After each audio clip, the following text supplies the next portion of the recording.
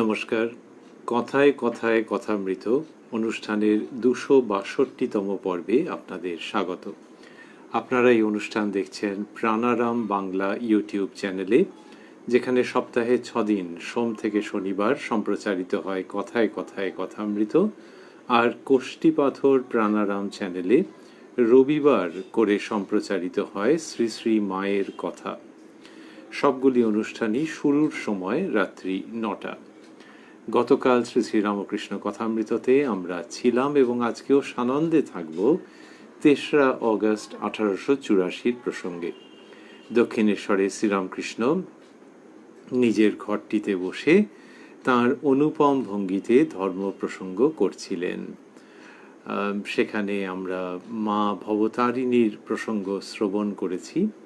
করতে করতে যতটা অবধি আমরা এসেছিলাম তার পরের অংশে আজকে আমরা প্রবেশ করব শ্রী শ্রী রামকৃষ্ণ কথামৃততে, যার সূচনায় কথামৃতকার শ্রীযুক্ত মহেন্দ্রনাথ গুপ্ত বা শ্রীম বা মাস্টার মহাশয় উদ্ধৃত করছেন, তব কথামৃতং তপ্ত জীবনং কবিভিরীঋতং কল্মষাপহং শ্রবণমঙ্গলং শ্রীমদাততং ভুবি গৃণন্তি ये ভূরিদা জনাঃ।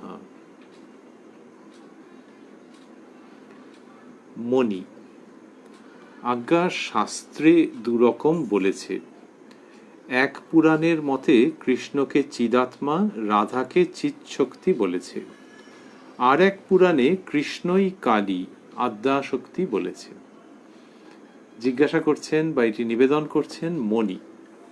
আগের দিনের অনুষ্ঠানে আমরা দেখেছি যে অতীতেও এরকম ঘটেছে যে যেখানে খুব অন্তরঙ্গ প্রসঙ্গ এসছে, শ্রীরামকৃষ্ণ এমন কিছু বলেছেন কথামৃতকার মাস্টার মহাশয়কে যেখানে একটুখানি হলেও মাস্টার মহাশয়ের গুরুত্ব বোঝা যাচ্ছে, সেখানেই তিনি মণি নামের আড়ালে আরও বিশেষভাবে যেন আত্মগোপন করেছেন।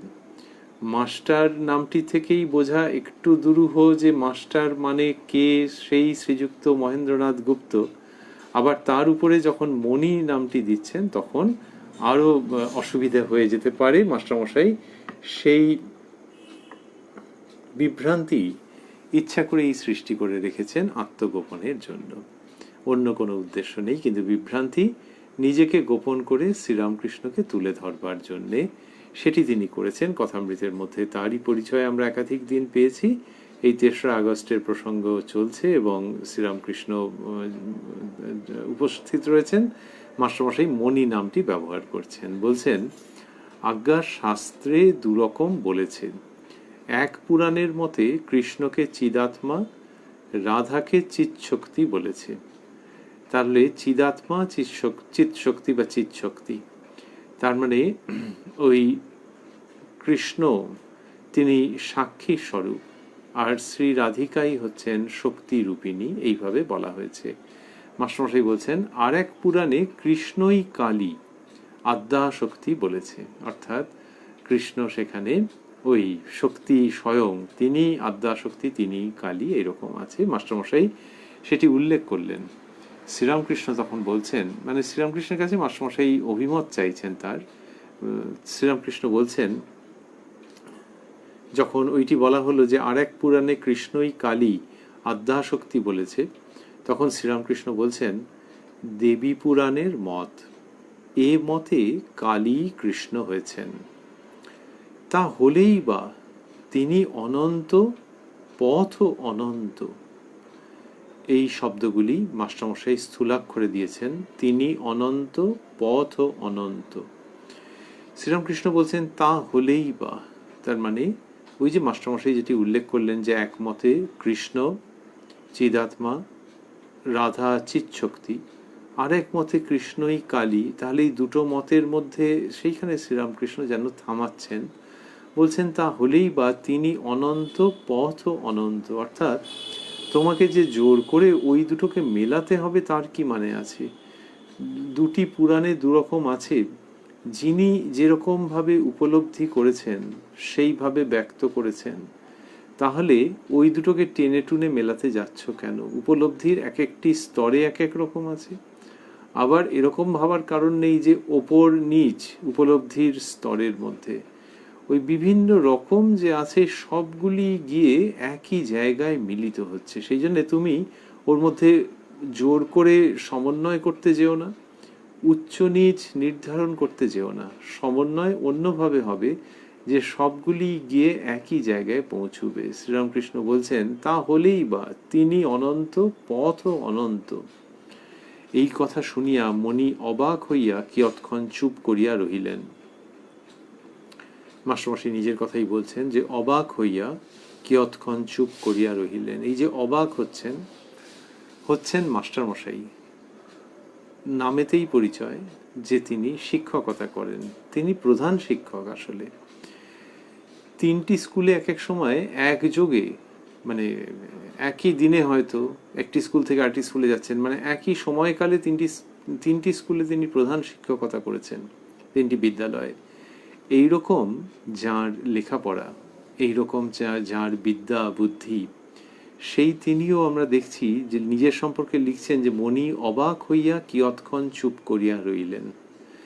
অবাক হয়ে যাচ্ছেন এই কথা শুনে। কোন কথা শুনে? তিনি অনন্ত, পথও অনন্ত, এইটা শুনে অবাক হয়ে যাচ্ছেন। অবাক হওয়ার কারণ হচ্ছে যে এইভাবে তো সচরাচর পাওয়া যায় না। যিনি যে মত পথের কথা বলেন তিনি সেই পথ দিয়ে হবে এটি বলেন তো বটেই, আবার কিভাবে হবে তারও বিস্তারিত বলেন, এবং কখনো কখনো অন্য পথে হবে না এই ভাবটিও দেখতে পাওয়া যায়। এমনকি অন্য পথকে খণ্ডন করে নিজের মত পথকে প্রতিষ্ঠা করা এইসব আছে। সেখানে শ্রীরামকৃষ্ণ যখন বলছেন তিনি অনন্ত, পথও অনন্ত, তখন সেটি শুনে মাস্টারমশাই অবাক হয়ে যাচ্ছেন। এটি ভারী সুন্দর যে তিনি পুঁথিপত্রের মধ্যে এইগুলো তো পাননি, বা পেয়ে থাকলেও খুব অস্ফুটভাবে হয়তো পেয়েছেন, ঠাকুর শ্রীরামকৃষ্ণের কাছে পেয়ে অবাক হচ্ছেন। আরেকটি হচ্ছে যে শ্রীরামকৃষ্ণের তো এমনি পুঁথিগত বিদ্যার কিছু নেই, সে তো বোঝাই যায়, মাস্টারমশাইও জানেন। সেই তিনি এই প্রত্যয়ের সঙ্গে এই গভীর আধ্যাত্মিক বোধের স্থান থেকে যে কথা উচ্চারণ করছেন তাতেও মাস্টারমশাই অবাক হয়ে যাচ্ছেন। সেই সঙ্গে আমরা খেয়াল করছি যে এটি 3রা অগস্ট 1884 প্রসঙ্গ। মাস্টারমশাই শ্রীরামকৃষ্ণের কাছে উপস্থিত হয়েছেন দক্ষিণেশ্বরে 1882 প্রথম দিকে, ফেব্রুয়ারি মার্চের দিকে। তাহলে সেইখান থেকে 1882, 83, 84, তার মানে 2.5 বছর মতো হয়ে গেল ঠাকুর শ্রীরামকৃষ্ণের কাছে তার আগমন হয়েছে। তা সেইটি যে হয়েছে তা সত্ত্বেও তিনি অবাক হয়ে যাচ্ছেন। তার মানে যে মাস্টারমশাইয়ের যে সংস্কার, যেটি তিনি জানেন, সেখানে নতুন আলো আনছে এটি যে তিনি অনন্ত, পথও অনন্ত। কেউ এমনি বললে তো আর এটা হয় না। ঠাকুর শ্রীরামকৃষ্ণ যেভাবে বলছেন সেইখান থেকে যে ওই ভেতরকার প্রত্যয় ব্যক্ত হচ্ছে, সেটিতে মাস্টারমশাই আবার নতুন করে অবাক হয়ে যাচ্ছেন। এই প্রায় 2.5 বছর পরেও ভেতরে যে ভাবনাগুলো রয়েছে, যে কোনো একটাকে অবলম্বন করতে হয়। তখনকার দিনের বঙ্গদেশে নিরাকার সাকার নিয়ে অনেক রকমের মতের পার্থক্য ইত্যাদি ছিল। আবার সাকার যদি হলো তাহলে তার মধ্যেও বিভিন্ন সম্প্রদায় আছেন, বিভিন্ন সম্প্রদায়ের মানুষজন রয়েছেন। সুতরাং সব রকমভাবেই হতে পারে, এইটা মাস্টারমশাইয়ের কাছে নতুন করে অবাক হওয়ার মতো উপকরণ বা উপাদান নিয়ে আসছে। ভেতরকার ভাবটাকে এই জায়গাতে পেতে মাস্টারমশাইয়ের সময় লাগছে। খুব স্বাভাবিক, কিন্তু গভীরভাবে ভাববার যোগ্য যে আমরা এখনকার দিনে যত মত তত পথ অনেক সহজে হয়তো বলি, কিন্তু সত্যি সত্যি বিশ্বাস করি কিনা। শ্রীরামকৃষ্ণ মানে সেই বিশ্বাসেই শ্রীরামকৃষ্ণ আমাদেরকে আকর্ষণ করছেন। তিনি যেটি দেখাচ্ছেন সেটি হলো যার যে মত পথ আছে সেইটাতে যেন সে নিষ্ঠা নিয়ে থাকে, তার যেন ব্যাকুল ভাব থাকে, ব্যাকুলতা থাকে। আর অন্য কোনো মত পথ সেটা হয়তো তার সঙ্গে কিছুই মিলছে না, কিন্তু সেখানেও নিষ্ঠাবান ব্যাকুলতাযুক্ত মানুষজন রয়েছেন। তাহলে সেই অন্য মত পথেও যে হতে পারে, ভেতরে এই পূর্ণ বিশ্বাস রাখতে হবে। আর যদি বলো, শ্রীরামকৃষ্ণই শেখাচ্ছেন যে যদি বলো অন্য পথে কিছু ভুল আছে, তাহলে কেউ যদি আন্তরিক ডাকে, যাকে ডাকছে তিনি সেই সব সংশোধন করে নেবেন। এই যে শ্রীরামকৃষ্ণ শেখাচ্ছেন, এটি একজন মানুষের হৃদয়ের গভীরে প্রথিত হতে সময় লাগে। তো মাস্টারমশাই প্রায় বছর আড়াই বাদেও এটি শুনে অবাক হয়ে রয়েছেন এবং বলছেন যে এই কথা শুনিয়া মণি অবাক হইয়া কিয়ৎক্ষণ চুপ করিয়া রহিলেন। তিনি অনন্ত, পথ অনন্ত। এমনিতেও শব্দগুলি শুনতে ভালো, শব্দগুলি শুনতে ভালো, তার মধ্যে ধ্বনি মাধুর্য আছে, কোথাও একটা মিষ্টি গভীরতার ইঙ্গিত রয়েছে। এই কবিতার মধ্যে যেরকম হয় যে কবিতা একবার পড়েছি, দুবার পড়েছি, 10 বার 20 বার পড়েছি, কিন্তু তার মানে এইরকম নয় যে ওটিকে বোঝা আমার শেষ হয়ে গেছে। তাহলে বুঝতে হবে যে আমি ঠিক কবিতার গুণগ্রাহী নই। তো এই কবিতা মানেই হচ্ছে যে নতুন নতুন অর্থ নিয়ে উপস্থিত হয় এবং ভবিষ্যতেও হয়তো হবে। যতক্ষণ পর্যন্ত সেই নিত্য নতুন অর্থে আমি রঞ্জিত ও ঋদ্ধ হতে থাকব, ততক্ষণ আমি বুঝবো যে উচ্চাঙ্গের কবিতা বটে। মাস্টারমশাই যখন ঠাকুর শ্রীরামকৃষ্ণের শ্রীমুখের কথামৃত শুনছেন এবং এতদিন বাদেও অবাক হয়ে কিছুক্ষণ চুপ করে থাকছেন, তখন বুঝতে পারা যায় যে শ্রী শ্রী রামকৃষ্ণ কথামৃত এক উচ্চাঙ্গের কাব্য। কবি তিনি, যিনি সত্যকে দর্শন করছেন। তো এই কাব্য, আধ্যাত্মিক কাব্য, জীবন কাব্য, মরমী সারস্বত সৃষ্টি কথামৃত, সেই কবিতার মধ্যে থেকে নতুন নতুন অর্থ উদ্গত হচ্ছে, মাস্টারমশাইকে প্রভাবিত করছে, তাকে অধিকার করে নিচ্ছে। তিনি লিখছেন, এই কথা শুনিয়া মণি অবাক হইয়া কিয়ৎক্ষণ চুপ করিয়া রহিলেন। তারপর তিনি আবার কথা বলছেন, তা মাস্টারমশাই কিয়ৎক্ষণ চুপ করে রয়েছেন, আমরা অনেকক্ষণ এটার মধ্যে ছিলাম, আমরা কি আর তার মতো পারবো? তিনি একটুখানি চুপ করেই সব ব্যাপারটাকে রিকনসাইল করে নিয়েছেন যে হ্যাঁ হ্যাঁ হ্যাঁ, এই জন্য এরকম এরকম হচ্ছে, আমাদের তো বুঝতে সময় লাগছে। তিনি বললেন, মাস্টারমশাই যে লিখছেন, মণি, ও বুঝেছি, আপনি যেমন বলেন ছাদে উঠা নিয়ে কথা, আপনি যেমন বলেন ছাদে উঠা নিয়ে কথা, যে কোনো উপায়ে উঠতে পারলেই হলো, দড়ি বাঁশ যে কোনো উপায়ে। শ্রীরামকৃষ্ণের কথা তার মনে পড়ে গেছে, ওই যে কিয়ৎক্ষণ চুপ করিয়া রহিলেন, তো ঠাকুরের কথা মনে পড়ে গেছে যে যে কোনো একটা উপায়কে অবলম্বন করতে হয়। শ্রীরামকৃষ্ণ বলেছেন যে ছাদে অনেক রকমভাবে যাওয়া যায়, সবগুলো একসঙ্গে করতে গেলে হবে না, যে কোনো একটাকে অবলম্বন করতে হয়। তাই সেটিকেই মাস্টারমশাই স্মরণ করে উদ্ধৃত করছেন, ও বুঝেছি, আপনি যেমন বলেন ছাদে উঠা নিয়ে কথা, যে কোনো উপায়ে উঠতে পারলেই হলো, দড়ি বাঁশ যে কোনো উপায়ে। শ্রীরামকৃষ্ণ, এইটি যে বুঝেছ, এটুকু ঈশ্বরের দয়া। ঈশ্বরের কৃপা না হলে সংশয় আর যায় না। এই শব্দগুলি স্থূলাক্ষরে আছে। ঈশ্বরের কৃপা না হলে সংশয় আর যায় না। তা মাস্টারমশাই যখন নিজের মনেই কতকটা বললেন যে হ্যাঁ হ্যাঁ বুঝেছি, এই আপনি ওই যেটা বলেন, তখন ঠাকুর বলছেন যে এইটি যে বুঝেছ, এটুকু ঈশ্বরের দয়া। এর মধ্যে দুটো দিক আছে। একটি হচ্ছে যে এইটি ভগবানের দয়া, এ তো পরিষ্কার বোঝা যাচ্ছে যে না হলে মানুষ সাধ্য সাধনা করে অনেক যুক্তিবুদ্ধি দিয়ে বুঝতে পারে না। যুক্তিবুদ্ধি সে প্রয়োগ করে, কিন্তু ভবিষ্যতে বুঝতে পারে, এবং তার বোঝাটাও দরকার যে যুক্তিবুদ্ধি দিয়েই যে সে ভেদ করে ফেলেছে তা নয়, যার দিকে এগোতে চাইছিল তার দয়া হয়েছে বলে তিনি ওই যুক্তিবুদ্ধি দিয়েছেন, সেগুলোর ব্যবহার করে এই ব্যক্তির সংশয়ের নিরসন হয়েছে। এটি একটি দিক।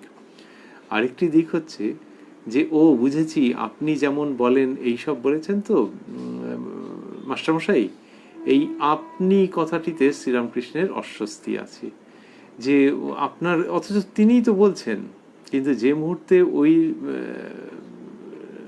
রিকগনিশন আসছে যে আপনি বলেছেন, আপনার কথা আমার খুব ভালো লেগেছে, তখনই শ্রীরামকৃষ্ণ নিজের মায়ের কথা স্মরণ করেন, মায়ের কথা বলেন, মায়ের আঁচলের তলায় যেন ঢুকে যান এই চিরকালের বালক। বলেন যে আমার মা সব জানেন, মা যন্ত্রী, আমি যন্ত্র, যেমন বলান তেমনি বলি। ওইখানে যেখানে কিনা ব্যক্তিগতভাবে তার উপরে কিছুমাত্র আলো এসে পড়ছে, তিনি সঙ্গে সঙ্গে ওখান থেকে সরে যান। মানে অন্তর্হিত হন তা নন, কিন্তু বলেন যে ওই আলো মায়ের মুখের ওপরে ফেলে তাকে ভাবো, তাঁরই ইচ্ছায় আমার মুখ দিয়ে এইসব কথা বেরোচ্ছে। তো এইখানে যখন বলেছেন যে আপনি যেমন বলেন এইসব বলেছেন তো মাস্টারমশাই, শ্রীরামকৃষ্ণ সেই জন্য বললেন যে এইটি যে বুঝেছো এটুকু ঈশ্বরের দয়া। তার মানে চিঠি যেমন রিডিরেক্ট করে দেওয়া হয়, এখানেও তেমনি, যে তুমি এইসব যে কথা বলছো এটা আমি আবার মায়ের কাছে পাঠিয়ে দিচ্ছি, তার কাছ থেকেই সব কিছু এসছে, রিডাইরেক্ট বা রিডিরেক্ট করে দিচ্ছেন। এইটি যে বুঝেছো এটুকু এটুকু ঈশ্বরের দয়া। ঈশ্বরের কৃপা না হলে সংশয় আর যায় না। এরকমভাবে শ্রীরামকৃষ্ণ বলছেন যে ঈশ্বরের কৃপা না হলে সংশয় আর যায় না। এই যে ঈশ্বরের কৃপা না হলে সংশয় যায় না, এটি তো শ্রীরামকৃষ্ণ কতবার বুঝিয়েছেন, খুব প্রয়োজনীয় কথা, আমাদের আদর্শের অন্তর্গত, পরম্পরা ঐতিহ্যের মধ্যে রয়েছে যে ঈশ্বরের কৃপা না হলে সংশয় যায় না। সংশয় যায় না অর্থাৎ ওই যে সত্যি যে তিনি রয়েছেন, তিনি মূর্তিতে যে রূপটি দেখতে পাওয়া যায় সেই রূপে হোক, চৈতন্য রূপে হোক, যেভাবেই ভাবা হোক না কেন তিনি যে রয়েছেন সেটি মনের মধ্যে গভীরভাবে যে প্রতিষ্ঠিত হবে, সেটা ঈশ্বরের কৃপা না হলে হয় না। সংশয় এসে যায় মানে মাঝে মাঝেই মানুষের, যেটি সত্য তো সত্য তো। এই সংশয়ের যে সামূহিক নিরাকরণ হয়, সংশয় যে চলে যায়, সেটা ঈশ্বরের কৃপায়। তাহলে ব্যক্তির সাধনা, গুরুর কৃপা, এইসব যে বলা হয় সবটাই সত্যি, কিন্তু ওই ব্যক্তির সাধনা মানে সেটিও ঈশ্বর করিয়ে নিচ্ছেন। আর গুরুর কৃপা, গুরুকে ঈশ্বর বোধ করতে হয়। অন্যভাবে ভাবতে গেলে ঈশ্বরই গুরু রূপে এসে এই সংশয় নিবারণ করেছেন। সুতরাং ঈশ্বরের কৃপা হলে ওটি চলে যায়। তাহলে সাধনা করলে টললে যাবে তো, অনেক প্রয়াস করলে, সংগ্রাম করলে, সেটি বলা হয়েছে, শ্রীরামকৃষ্ণ সেইভাবে বুঝিয়েছেন যে হ্যাঁ সাধনা করতে হবে, কিন্তু সাধনা করলেই যে পাবে এইটা বলা যায় না। ওইখানে ঈশ্বরের কৃপা একটি উপাদান হিসেবে, একটি সত্য হিসেবে থেকে যায়। সেই কৃপার ব্যাখ্যা হয় না, যে সাধন করলেই যে হবে তাও বলা যায় না, বা সাধন না করলে কৃপার উপর ভরসা করে বসে থাকলে হবে তাও বলা যায় না। এই কৃপার স্বরূপ ব্যাখ্যা করা যায় না, কিন্তু যুগে যুগে মহাপুরুষ, মহামানবী, সাধক সাধিকা তারা বলেছেন যে ওই যে অঙ্কটা পুরোপুরি মিলবে না, যে সাধন করলে মানে অমুক দিন অমুক সময়ে তোমার সিদ্ধি লাভ হয়ে যাবে, কেউ বলতে পারে না। তার কারণ হচ্ছে একটা কৃপার বাতাস তখন কাজ করতে থাকে, সেই কৃপার দ্বারা ওটা হয়। কৃপা বাতাস সবসময় রয়েছে, কিন্তু তার মধ্যেই ব্যক্তির সঙ্গে ক্লিক করে যাওয়ার ব্যাপারটা আছে। শ্রীরামকৃষ্ণ এরকমভাবে বুঝিয়েছেন, দাঁতে দাঁতে বসে যাওয়ার মতো। এটা যে কিভাবে হবে ওটা অনির্দেশ্য, কিন্তু অনির্দেশ্য হলেও ওটি ভেবে যেন কেউ বিফল মনোরথ না হন যে ও কৃপা না হলে তো হবেই না, তাহলে সাধন করে কি লাভ। তিনি সাধন করবেন, আবার জানবেন যে ওই ঈশ্বরীয় কৃপার একটা জায়গা রয়েছে, কিন্তু এর মধ্যে দিয়ে বঞ্চিত হওয়ার, এর মধ্যে দিয়ে অসহায় বোধ করবার, এর মধ্যে দিয়ে নিরাশ হওয়ার কিছু নেই। এই সব মিলিয়ে কৃপার অপূর্ব অবস্থান আধ্যাত্মিক রাজ্যে এবং ধর্ম সাধনার প্রসঙ্গে। শ্রীরামকৃষ্ণ বললেন ঈশ্বরের কৃপা না হলে আর যায় না। তারপর বলছেন কথাটা এই, কোনো রকমে তার উপর যাতে ভক্তি হয়, ভালোবাসা হয়। নানা খবরে কাজ কি, একটা পথ দিয়ে যেতে যেতে যদি তার উপর ভালোবাসা হয় তাহলেই হলো। ভালোবাসা হলেই তাকে লাভ করা যাবে। তারপর যদি দরকার হয় তিনি সব বুঝিয়ে দিবেন, সব পথের খবর বলে দিবেন। ঈশ্বরের উপর ভালোবাসা এলেই হলো, নানা বিচারের দরকার নাই। আম খেতে এয়েছো, আম খাও। কত ডাল কত পাতা এসবের হিসাবের দরকার নাই। হনুমানের ভাব, আমি বার তিথি নক্ষত্র জানি না, এক রাম চিন্তা করি। এই শ্রীরামকৃষ্ণ বলছেন যে কথাটা এই, কোনো রকমে তার উপর যাতে ভক্তি হয়, ভালোবাসা হয়। কি সুন্দর বলার ভঙ্গি। কথাটা এই, তার মানে যে তুমি পুরাণের মত বললে, এইসব প্রসঙ্গ হচ্ছে, তা কি যেন আসল কথাটা হচ্ছে এই, সেটিকেই তিনি বলছেন। তাহলে ওই কথাগুলো গুরুত্বপূর্ণ ছিল, হ্যাঁ ছিল, কিন্তু ওই কথাগুলো যেন তোমাকে এই পথ থেকে বিচ্যুত না করে, সেইখানেই বলা। কথাটা এই, কোনো রকমে তার উপর যাতে ভক্তি হয়, ভালোবাসা হয়। এই যা তার উপরে, তাহলে এইটি হচ্ছে আসল কথা। খুব সুন্দর করে এই ভঙ্গি, এটা হচ্ছে একেবারে বৈঠকখানা ঘরের ভঙ্গির মতো, যে কথাটা এই এরকমভাবে মানুষ অনেক সময় যখন ইয়েটি করে তখন বলে যে নানান আলোচনার মধ্যে থেকে যে সার কথাটা হচ্ছে এই। এমনিতে লোকের দেশের অবস্থা এইসব নিয়ে যখন অনেক আলোচনা হয় তখন এক একজন এক এক সময় বলে ফেলেন, তবে কি জানেন কথাটা হচ্ছে যে আমরা যেখানে ছিলাম ওখানেই থেকে গেলাম।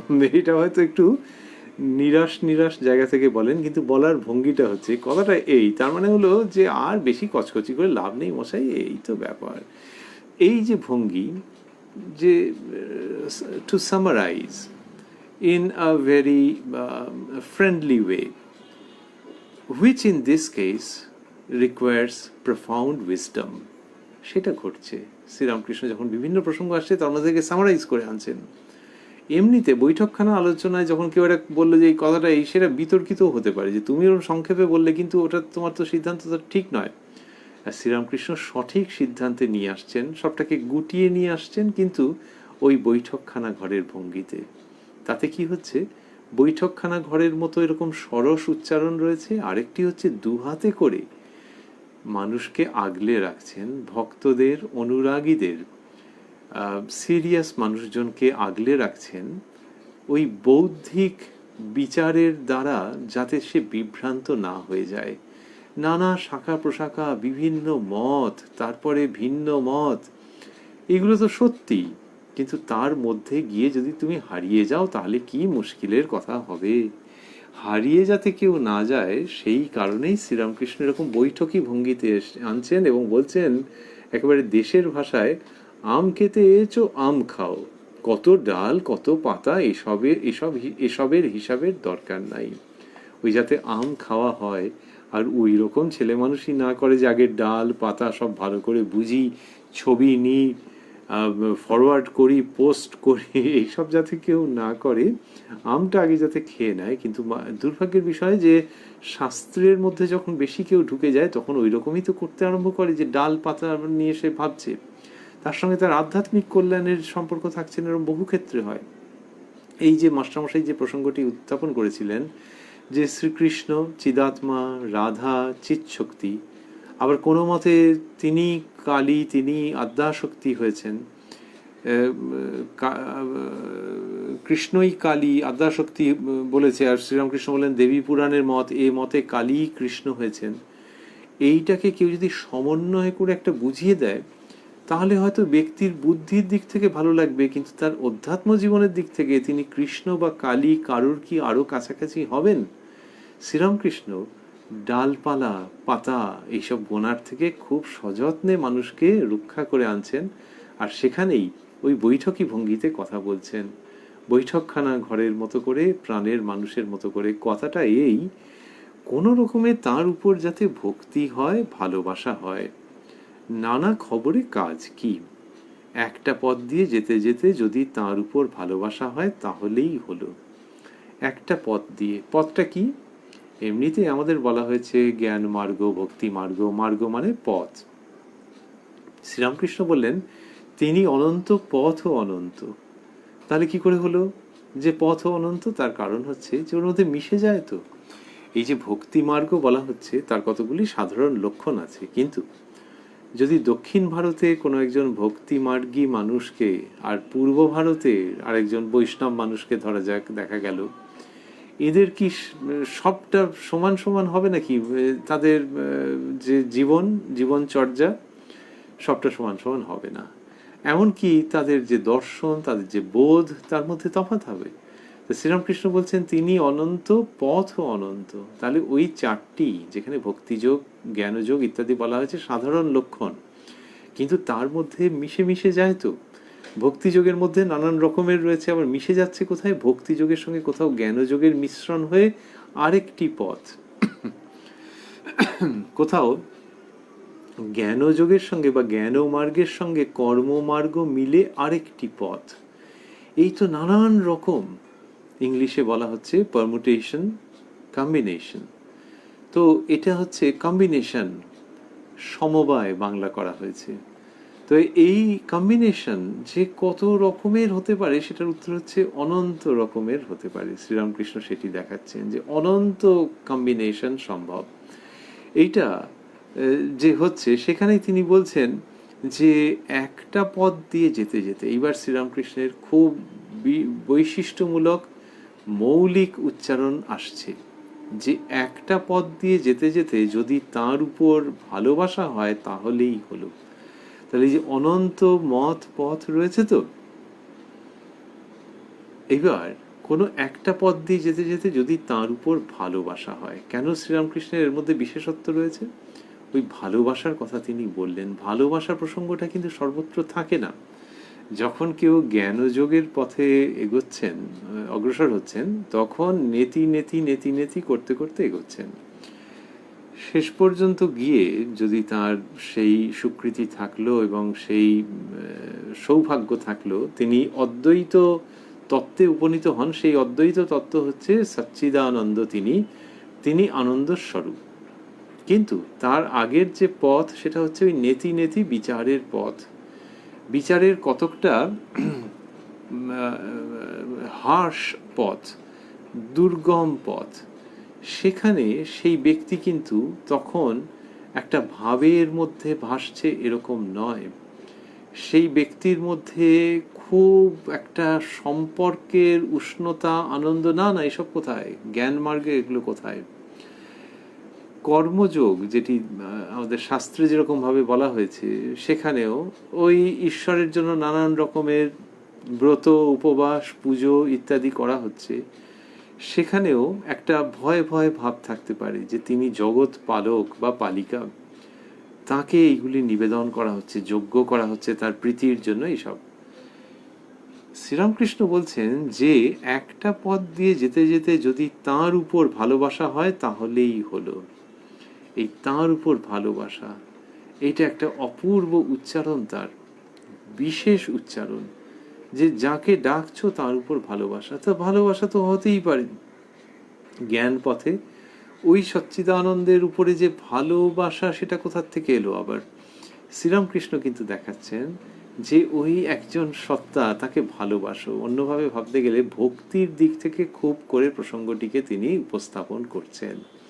অন্যত্র বলেছেন যে ভক্তিপথ, নারদীয় ভক্তি কলিকালের, এই ঈশ্বরকে ভালোবেসে ভক্তি করে ডাকো, তারপর যদি অদ্বৈত জ্ঞান, ব্রহ্মজ্ঞান দরকার হয় তিনিই দেবেন।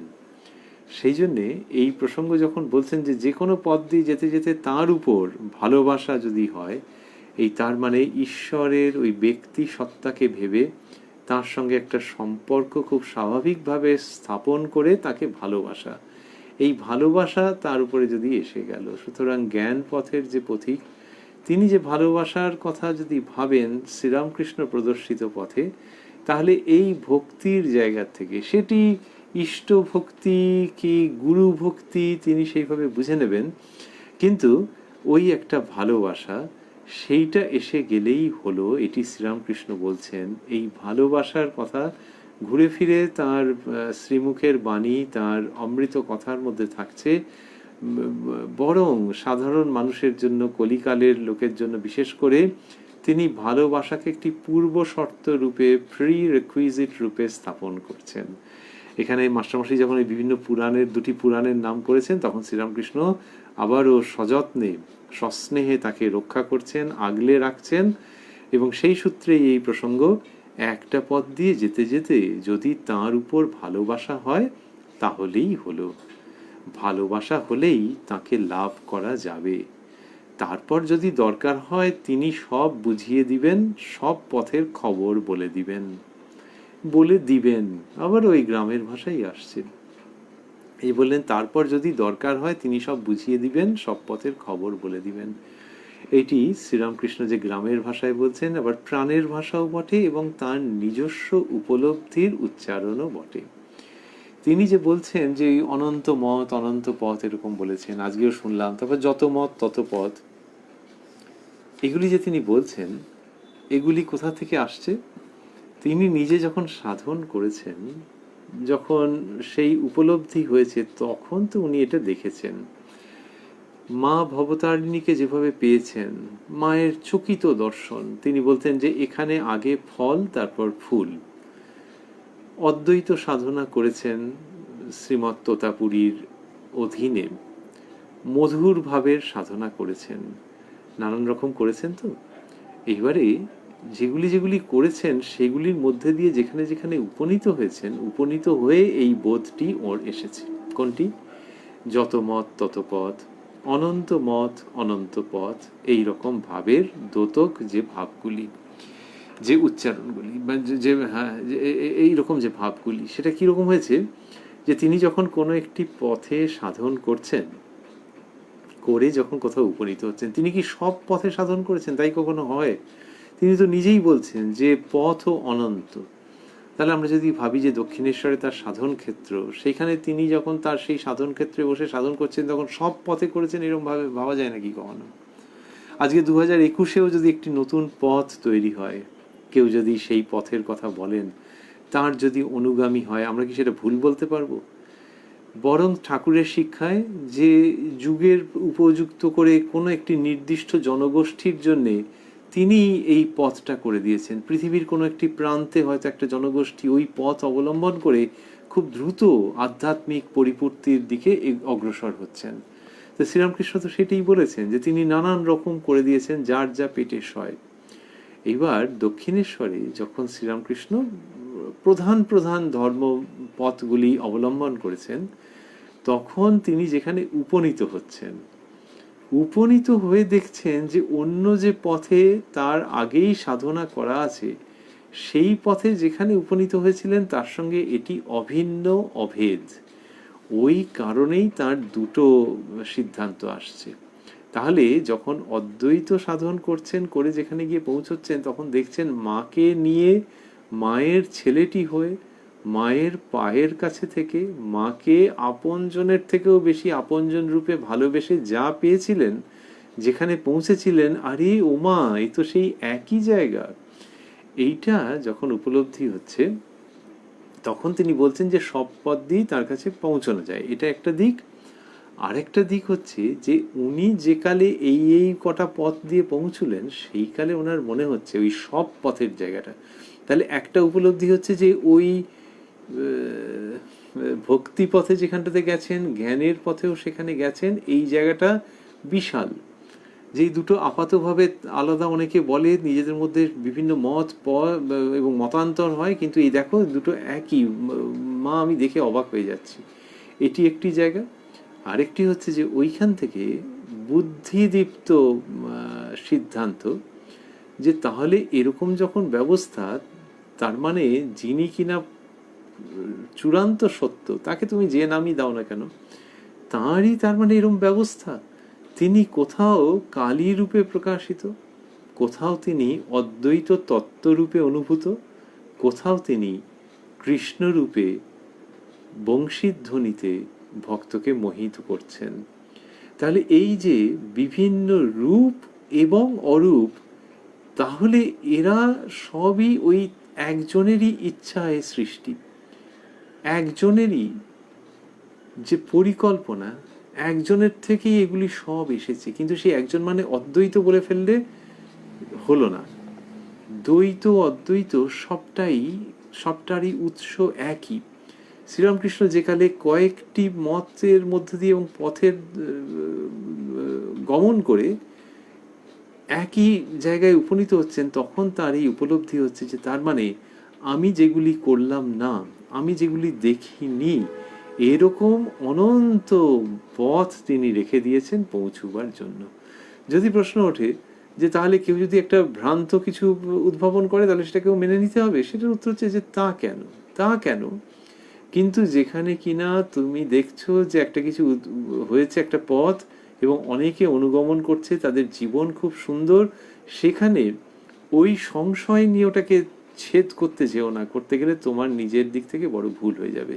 ছেদ করতে যেও না যে ওদের মধ্যেও ভুল আছে, আমি একটা ভুল খুঁজে বের করেছি, ওরকমভাবে ভেবো না। তাহলে কেউ যদি অসৎ উদ্দেশ্য নিয়ে করে, সে তো আলাদা, সে তো সর্বক্ষেত্রেই হতে পারে। খেলাধুলোতেও অসৎ উদ্দেশ্য প্রয়োগ করতে পারে, তার মানে কি খেলাধুলো খারাপ? তো অসৎ উদ্দেশ্যের প্রসঙ্গ ছেড়ে দেওয়া গেল। কিন্তু যেখানে দেখতে পাওয়া যাচ্ছে সৎ উদ্দেশ্য, সেখানে এই বোধটা রাখা যে এই সৎ উদ্দেশ্যে নতুন পথ অবশ্যই নির্মিত হতে পারে, আসলে সেটি তাঁরই ব্যবস্থা। এই যে সমন্বয়, এটি অপূর্ব। আমরা বলছিলাম কম্বিনেশন, বাংলা সমবায় আর সমন্বয়, যে সমবায় যত ইচ্ছে হোক, সমন্বয় করবার জন্য শ্রীরামকৃষ্ণ প্রসন্ন মুখে উপস্থিত। সেটি ঘটছে এবং কথামৃতের মধ্যে আমরা দেখতে পাচ্ছি যে তিনি এই রকম ভাবে ওই প্রত্যয়ী উচ্চারণ করছেন ভালোবাসার সহিত। বললেন ভালোবাসা হলেই তাকে লাভ করা যাবে, তারপর যদি দরকার হয় তিনি সব বুঝিয়ে দিবেন, সব পথের খবর বলে দিবেন। ওই যে তিনি সব বুঝিয়ে দিবেন, সব পথের খবর বলে দিবেন, এইটি শ্রীরামকৃষ্ণের সঙ্গে হয়েছে। তার মা তাকে দেখিয়ে দিয়েছেন। ওই যে বললেন যে তিনি সব বুঝিয়ে দিবেন, সব পথের খবর বলে দিবেন।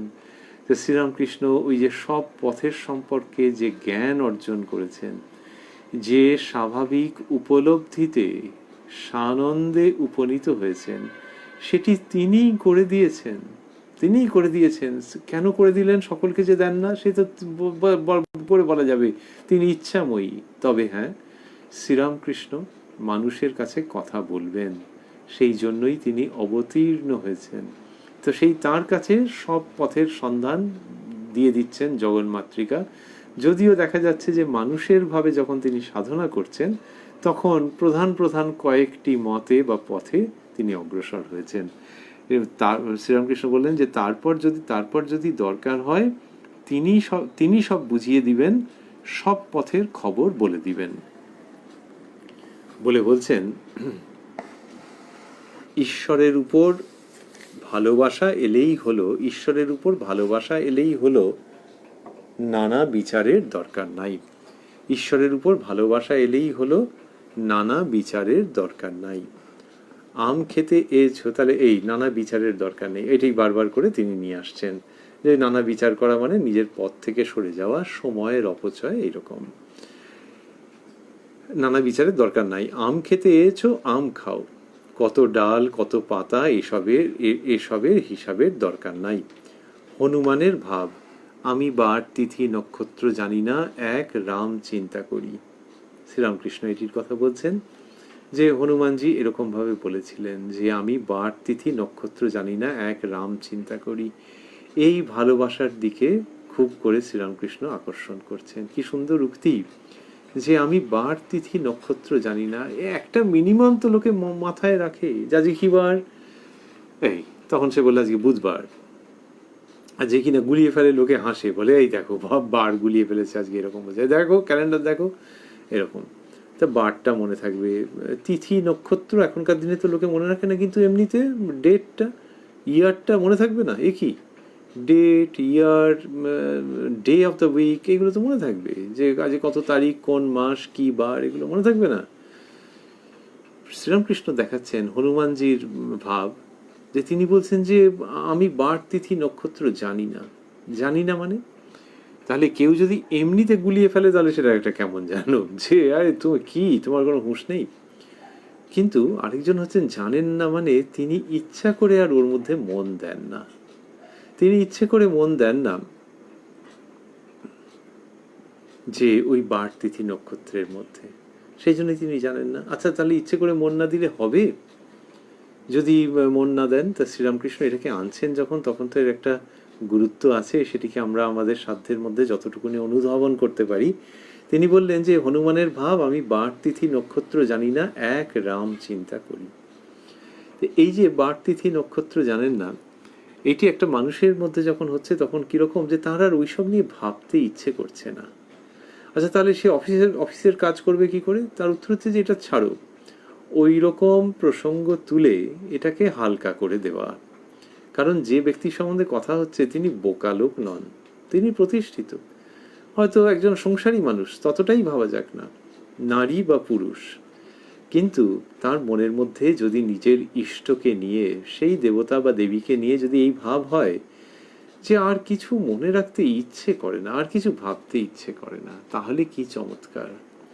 এইটা যদি বার তিথি নক্ষত্র হচ্ছে এক্সট্রিম, চূড়ান্ত, তার আগে যদি ভাবা যায় যে লোকে খবর যখন পড়ে তখন কত রকমের খবর থাকে, দেশের বিদেশের, আবার এখন কমতে কমতে দেশের মানে রাজ্যের, রাজ্যের মানে তোমার কেন্দ্রের, একবারে সে গুটিয়ে মুটিয়ে এলো। এইবার সেই কেন্দ্রের খবর যখন লোকে ভাবছে, মানে তার নিজের সেন্টারের খবর যখন ভাবছে, কনস্টিটিউয়েন্সির কথা যখন ভাবছে, তখন সেখানে এত প্রসঙ্গ এসে যাচ্ছে, কে দাঁড়িয়েছে, কে বিরোধিতা করেছে, এ কি বললো, এরা নানান রকম সেই নিয়ে মাথা বোঝাই। এইটা কারোর মনের মধ্যে খুব ঢুকে গেছে মানে, আর কে দাঁড়াবে, কি হবে, কত সংখ্যা কি পাবে, এটা ঢুকেছে মানেই হচ্ছে যে ধর্ম চিন্তাটা সেই জায়গায় কিন্তু মার খেয়ে গেছে। কেউ যদি তাও বলেন যে কেন দেশ এবং ভবিষ্যৎ সম্বন্ধে জানতে হবে না, তার উত্তর হচ্ছে যে নিজের জন্য একজন দায়িত্বশীল নাগরিক হিসেবে যতটা জানবার ছিল ঠিক ততটুকুনির মধ্যেই কি আমরা আছি, নাকি আরো অনেক বেশির মধ্যে? কে কি বলল তার উত্তরে সেইটার আবার বিশ্লেষণ, সেখানে গতকাল কে কি বলেছে, আগামীকাল কি হতে চলেছে, এইটা নিয়ে সবটার সঙ্গে নিজের দায়িত্বশীল নাগরিকত্বের সম্পর্ক খুব অল্পই দেখা যাবে। বাকিটা হচ্ছে যে একটা বিলাসিতা, যে একজন এরম বললো, ওহ তার মুখের মতো জবাব দিল, আচ্ছা তার উত্তরে আবার এই যা বললো, ব্যাস চুপ হয়ে গেল। এ তো বিলাসিতা, ঝগড়া দেখে একটা আনন্দ পাওয়ার, টাইম পাস করা। সেইটার থেকে মানুষ নিজেকে সরিয়ে আনতে প্রচুর ক্লেশ উপলব্ধি করে, যে একবার একটু দেখে নিতে হবে, একটু অন্তত মোবাইলে খবরগুলো দেখে নিতে হবে, কে কি বললো না বললো। সে নিজেই জানে যে এইটার মানে প্রায় পুরোটাই অর্থহীন। হয়তো সে নিজে ঠিক করে ফেলেছে যে কাকে সে তার মতটা দেবে, কার পক্ষে সে ঠিক করে ফেলেছে, এবং সেটা কোনো মতেই বদলাবে না, তাহলে এর মধ্যে রয়েছে কেন? তা এই ওখান থেকে মানুষ মন তুলে আনতে পারছে না, এনে ভগবত প্রসঙ্গে দেওয়া বলি, অন্য কোনো সৎ চিন্তায় বলি, যেভাবেই হোক, যে অন্তত মনটাকে ওইটার থেকে তুলে নিয়ে চলে এসো না। কিন্তু কোনো সৎচিন্তা বা ভগবত চিন্তার মধ্যে সে আনতেই পারছে না, ওর মধ্যে বারবার পড়ে যাচ্ছে।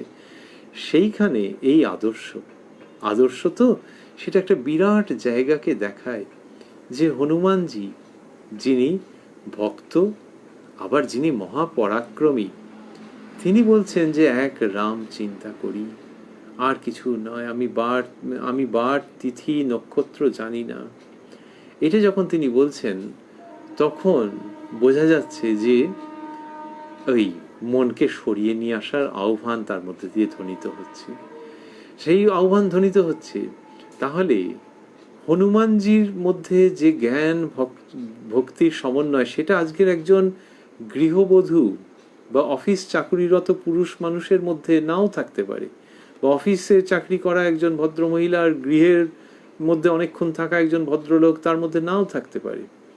কিন্তু হনুমানজির ওই আদর্শ, যে মনটাকে অনেক কিছু থেকে, অনেক বেকার জিনিস থেকে, অনেক আবর্জনা থেকে তো সরিয়ে আনতে হবে, সেইখানে হচ্ছে যে তিনি ওই সবগুলোকে পর্যন্ত ভুলে গেছেন। তাহলে এখানে নিজ নিজ ক্ষেত্রে অনেক যে আগাছা, সেগুলোকে ছেঁটে ফেলা, মনকে সেখান থেকে সরিয়ে নিয়ে আসা, ছেঁটে ফেলা মানে মনকে সরিয়ে নিয়ে আসা, সেইখানে শ্রীরামকৃষ্ণ আহ্বান জানাচ্ছেন। এরপরেও যদি কেউ ভাবেন যে আচ্ছা সেটা না হয় হলো, যে একটু বেকার চিন্তাগুলো বাদ দেওয়া গেল, কিন্তু তাহলে সবটা কি বাদ দিতে হবে?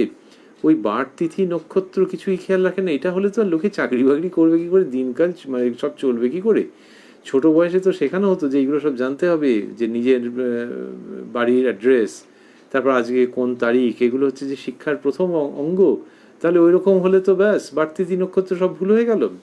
শ্রীরামকৃষ্ণ শেখাচ্ছেন যে ঈশ্বরের দিকে যত তুমি এগোবে, তার প্রতি যত তোমার ভক্তি, অনুরাগ, ব্যাকুলতা এসব আসবে, সেই সময়ে প্রার্থনা, প্রথম থেকেই প্রার্থনা, যে এখন এক হাতে সংসারের কর্ম, আর এক হাতে তোমায় ধরে রয়েছি, আর যেন এক সময় দু হাতে তোমায় ধরতে পারি। তো এই ভক্তির উচ্চারণ, এই প্রাপ্তির উচ্চারণ, এই জীবন সার্থক করার উচ্চারণ শ্রীরামকৃষ্ণ তো করবেন। সেই জন্যই তো তার কাছে ফিরে ফিরে আসা।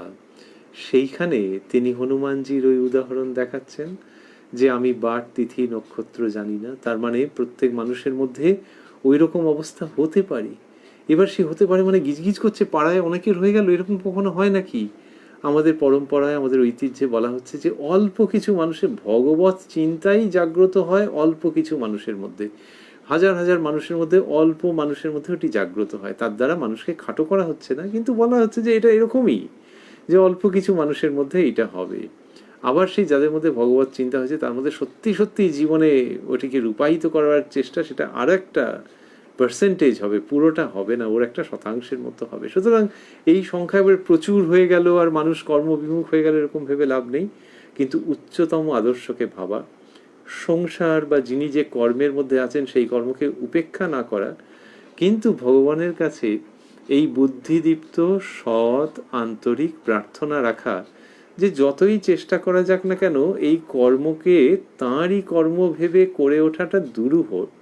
সুতরাং শ্রীরামকৃষ্ণ যেটি শেখাচ্ছেন যে কর্মের প্রতি সম্পূর্ণ আনুগত্য রেখে, কমিটমেন্টকে শ্রদ্ধা করে ভগবানের কাছে ওইটি প্রার্থনা করা যে আস্তে আস্তে কর্ম কমিয়ে দাও যাতে দু হাতে তোমার শ্রীপাদপদ্ম আঁকড়ে ধরতে পারি। এ ভারী যুক্তি সিদ্ধ, বাস্তবকে আহত করে না, কারুর প্রতি যে দায়িত্ব সেটাকে খণ্ডিত করে দেয় না, অন্যকে আহত করে না, কিন্তু ব্যক্তিকে উচ্চতম আদর্শের দিকে ভারী স্বাভাবিকভাবে আকর্ষণ করে নিয়ে যায়। শ্রীরামকৃষ্ণ সেই ধর্মের কথাই বলছেন। এবং হনুমানজির কথা এলো যে আমি বার তিথি নক্ষত্র জানি না, এক রাম চিন্তা করি। মানুষ যখন ধর্মের পথে এগোন তখন তো ধীরে ধীরে ওই রকম ভাবের আগমন হতে পারে বা হয় যে তার মনের মধ্যে ওইটি ঘুরে ফিরে আসছে। যখন কেউ নিজের ইষ্টের কথা ভাবছেন, ঠাকুরের ভক্তরা শ্রীরামকৃষ্ণকে ভাবছেন, মা শারদা, স্বামী বিবেকানন্দকে ভাবছেন, তখন কতক্ষণ বাদে বাদে সেই চিন্তাটা আসে। প্রথম প্রথম হয়তো হ্যাঁ মাঝে মাঝে ভালো লাগতো, তারপরে যখন অনেকের কি অভিজ্ঞতা হয়, তারা যখন এই পথে আরো অগ্রসর হন, হয়তো নিজের অজান্তেই অগ্রসর হয়েছেন, তখন দেখা যায় যে ঘন ঘন ওই ভাবের মধ্যে ফেরত যেতে ইচ্ছে করে এবং না থাকতে পারলে অস্বস্তি হয়। যেমন সকালে কারো যদি চান করা না হয়, সে জর্জারি হোক, কাজকর্ম থাকুক, অন্য জায়গায় যেতে হোক, নাইট জার্নি করে বাসে গেছে, এত ইয়ে যে সকালে চান করতে পারলো না, যে এমন দীর্ঘ জার্নি তার, যে কোনো কারণেই হোক না কেন, চান না করলে যেরকম অস্বস্তি হবে যে কিছু ঠিক হচ্ছে না, সেই রকমই এই শ্রীরামকৃষ্ণের কাছে, মা স্বামীজির কাছে ঘুরে ফিরে না আসতে পারলে অস্বস্তি। এই অস্বস্তি কতদিন বাদে বাদে হচ্ছে দেখা যাবে, আগে যত হতো এখন আরো ঘন ঘন হচ্ছে, এবং সেটি পরম সৌভাগ্যের লক্ষণ। যত ঘন ঘন সেটি হবে, সেই অস্বস্তি, সেই অভাববোধ, সেই ব্যাকুলতা, তত বোঝা যাবে যে একজন আরো ঈশ্বরের কাছাকাছি এসে গেছেন। সেই জন্যে একটুখানি সময়ও তাকে ছাড়া হলে কোথায় একটা অসুবিধে হয়ে যায়, নিজেই দায়ী, হয়তো নিজেরই মনের বিক্ষেপ, কিন্তু সেটার জন্যে তারপরে কষ্ট হচ্ছে এবং এটা ঘন ঘন হচ্ছে, এটি ভারী শুভ লক্ষণ।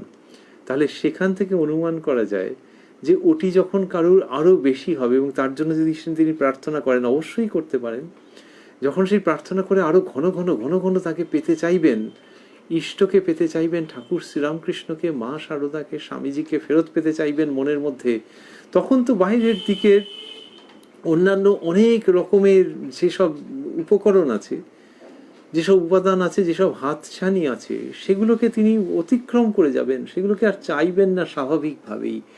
এই যে না চাওয়া, সেটা করতে করতে করতে করতে ওই অবস্থা যে আগে ওগুলো ভালো লাগতো, কতজন বলেন যে আগে শাড়ি জামা এটা ওটা নিয়ে খুব ভাবতাম, এখন আর ফিরেও তাকাতে ইচ্ছে করে না। তো তার মানে কি তার আর রূপ টুপ কিছু নেই?